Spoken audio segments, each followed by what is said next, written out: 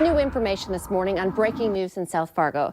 Police have just cleared the scene of a reported domestic disturbance involving gunshots without making any arrests. They spent more than 2 hours last night surrounding an apartment building on Dakota Park Circle South, which is near Essentia Hospital. The area was blocked off around 9 p.m. by several squad cars as well as Fargo fire crews. Police eventually cleared the scene right around 11:30, saying they were not able to find any signs of a gun being fired and that there was no evidence of any crime.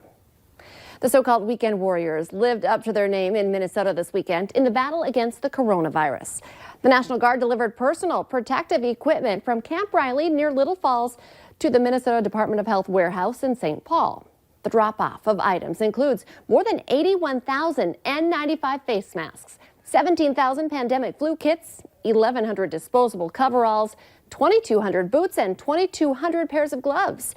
This equipment will be distributed to first responders and healthcare workers throughout the state. 3 western Minnesota counties are exploring the idea of converting part of a former prison into a center to care for people who have the coronavirus. They've asked the owner of the former Appleton prison about using a pod in the building exclusively for coronavirus patients. The CEO of Appleton Area Health Services says the plan would start with 11 rooms and expand to 77 beds if needed. Tennessee-based CoreCivic says it will provide the facility at no cost. The Appleton prison closed back in 2010. The Swift, Chippewa, and LaCroix County boards are expected to vote on the idea next week. The 2020 Tokyo Olympics might be postponed due to the coronavirus pandemic. The International Olympic Committee says it will take about 4 weeks to weigh options and to plan different scenarios for the Games, including postponement. Soon after that announcement, Canada and Australia said they will not send athletes to the Olympic Games in Tokyo because of the risks associated with the coronavirus outbreak.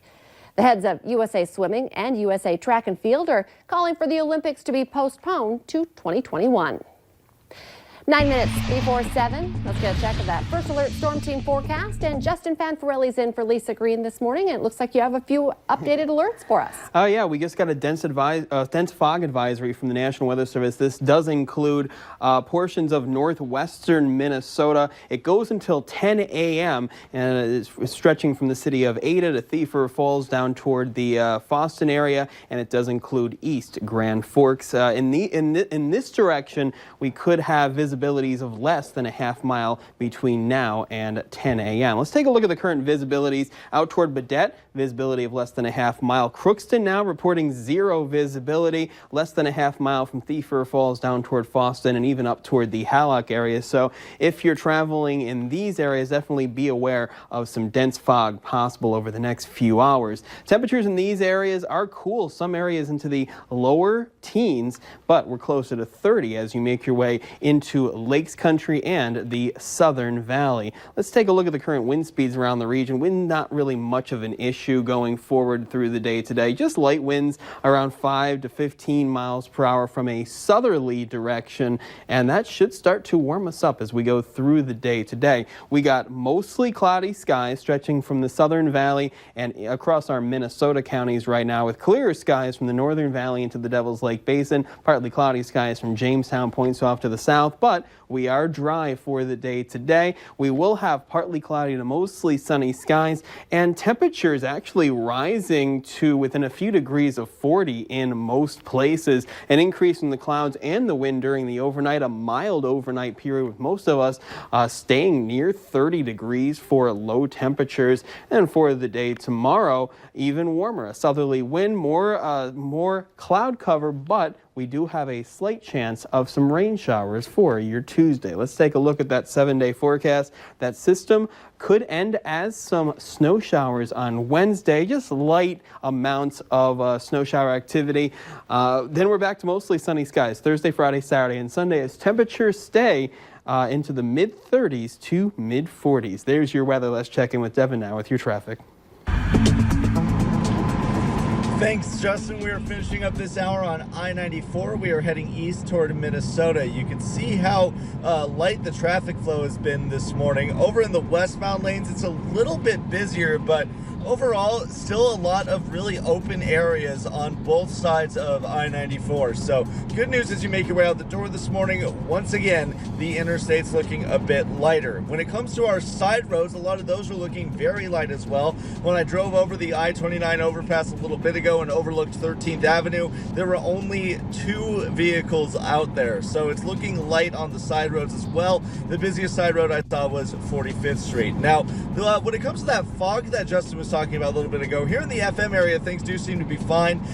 In the west area, though, west of 45th Street, there is a little bit of fog there. Thankfully, it's pretty high up. There's not a whole lot affecting visibility, but there is that dense fog advisory in northwestern Minnesota to watch out for. So if you're leaving the FM Metro and heading that way, be sure to look out for that. But if you're staying in the Metro, good visibility and good road conditions. We're going to keep checking out these roadways in the next hour on Fargo CW. But for now, for your traffic on the move, I'm Devin Fry.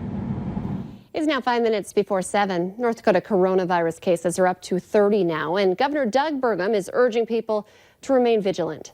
The North Dakota Department of Health is confirming 2 additional cases, a woman in her 30s in Burleigh County and a man in his 40s in Pierce County. The state has tested more than 1,300 people. 4 people are hospitalized. The governor says there are roughly 300 test samples taken in Cass County that are still pending. And the number of cases is up to 169 in Minnesota, including 1 death in Ramsey County. The tally also includes a second case of COVID-19 in Clay County, a man in his 40s who recently traveled domestically. He's in self-quarantine at home. Nearly 4,700 people have been tested and 10 people are hospitalized. But state health officials say most patients are recovering from the virus.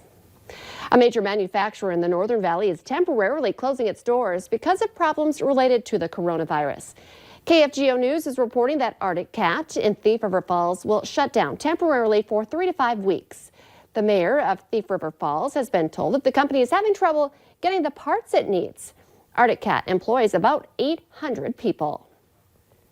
Take a look. This is what it typically looks like during the weekend in downtown Fargo. A lot of people gathering for drinks, music, food, a good time. But with businesses closing all over town, this is what it looks like right now because of COVID-19. Things are quieting down in a big way. And that's too big for many Uber and Lyft drivers who say they've seen a huge drop in business. One thing some are trying to get in on are DoorDash or Bite Squad because restaurant delivery orders are through the roof since governors have shut down dining rooms last week. Some teachers and staff from West Fargo are hitting the road today. I love this story. To say hello to their kids. They miss their kids and the kids miss their teachers. Westside Elementary is planning a parade through the neighborhoods where their students live. It will start at 5:30. Families are encouraged to step outside and wave as the parade drives by. Hundreds of thousands worldwide have been affected by COVID-19, but measures are continuing to be put into place to help flatten the curve, and that includes social distancing. A new vocabulary for a lot of us, right? To help us understand what these terms mean, we check in with the Valley Today's Abby Furchner, who joins us live in Studio B, and it sounds like you talked to the experts to kind of help us all understand what's happening. Yeah, good morning, Lisa. I know it definitely can be a lot, but I want to start with the curve. And so the curve is used to see how an outbreak is affecting an area. And you might have seen 2 different curves like this one. So if a curve is spiked like this and then drops off quickly, that means many were affected at one time. And then there's also this other thing called the bell curve, or to flatten the curve. And that's what many health officials are wanting to happen in America. The idea behind flattening the curve is that you want to try to spread out that illness over a longer period of time so that you don't overwhelm the system with a whole bunch of sick people at one time. So the incidence or the number of people that get ill over a time might still remain the same, but you spread it out over a longer period of time. So instead of it being, let's say, within, a couple weeks, it might be within, a couple months. The curve can also determine how well we're doing with our public health, like properly washing our hands and taking social distancing seriously. And social distancing is so important at this time because it limits our exposure to those respiratory illnesses. And who can you be around? I know one-on-one, 6 feet away, that is definitely the recommendation right now when it comes to social distancing. But also think of your inner circle, the people you interact with the most, your immediate family. Dr. Vetter says you can be around those people at this time. But if those friends are kind of going to other social gatherings and going to the grocery store back and forth, you might want to limit your exposure to them. So I know it's a lot to understand, but these are two very important things to keep in mind during this time. Our new normal. A lot of changes. Abby Furchner reporting live for us this morning. Thank you so much. Okay, let's get our answer now to our question of the morning on Facebook. Today's question, a new survey asked people to name some positive things that have come from the coronavirus, and this came in at number 2. The answer, less pollution. Makes sense because we're all staying home and no one's out and about driving or polluting. Thank you so much for joining us today on this Monday morning. The Today Show and CBS This Morning are just about to start, but remember, the Valley Today rolls on. Be sure to tune in and join the Valley Today's Jordan Schreier right now on the Fargo CW.